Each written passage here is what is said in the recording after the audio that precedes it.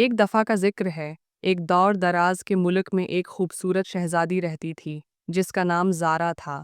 شہزادی زارا نہ صرف اپنی خوبصورتی کے لیے مشہور تھی بلکہ اپنی عقل مندی اور ہمواری کے لیے بھی مشہور تھی۔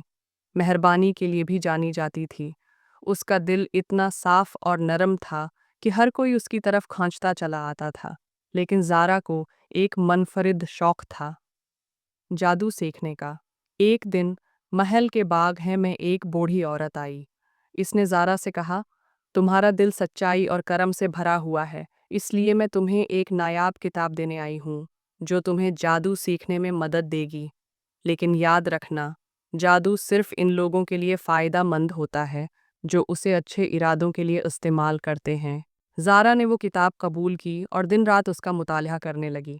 کچھ دنوں میں اس نے چھوٹے چھوٹے جادوئی کمالات سیکھ لیے، جیسے مرجھائے ہوئے پھولوں کو پھر سے کھلانا اور پرندوں کے لیے نرالی جگہیں بنانا۔ لیکن ایک رات ایک خوفناک واقعہ پیش آیا۔ ملک کے قریب ایک شیطانی جادوگر رہتا تھا۔ وہ لوگوں پر ظلم کرنے اور ان کی زندگیوں کو مشکلات میں ڈالنے کے لیے بدنام تھا۔ اس نے زارا کے محل پر حملہ کرنے کا ارادہ کیا تاکہ شہزادی کی جادوئی طاقت چھین سکے۔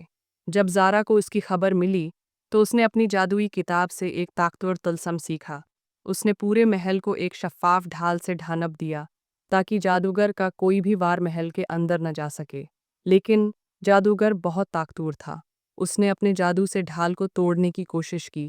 زارا نے اپنی ہمت جمع کی اور اپنی کتاب کے آخری باب سے ایک خاص طلسم پڑھا۔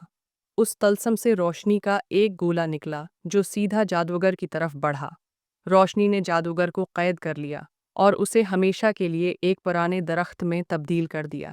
ملک کے لوگ زارا کی بہادری اور دانشمندی کے گن گانے لگے۔ زارا نے اپنی ہمت کا شاندار مظاہرہ کیا، جادوئی کتاب کو محفوظ کر دیا تاکہ وہ صرف ضرورت کے وقت ہی استعمال ہو۔ اور یوں شہزادی زارا نے نہ صرف اپنے ملک کو بچایا بلکہ یہ بھی ثابت کر دیا کہ جادو صرف ان کے لیے ہے جو دل کے سچے اور ارادے کے نیک ہوں۔ اگر آپ کو ہماری ویڈیو پسند آئی ہو تو براہ کرم سبسکرائب کریں اور ساتھ ہی بیل آئیکن کو دبانا نہ بھولیں تاکہ آپ ہماری مزید ویڈیوز کے نوٹیفیکیشن فوراً حاصل کر سکیں۔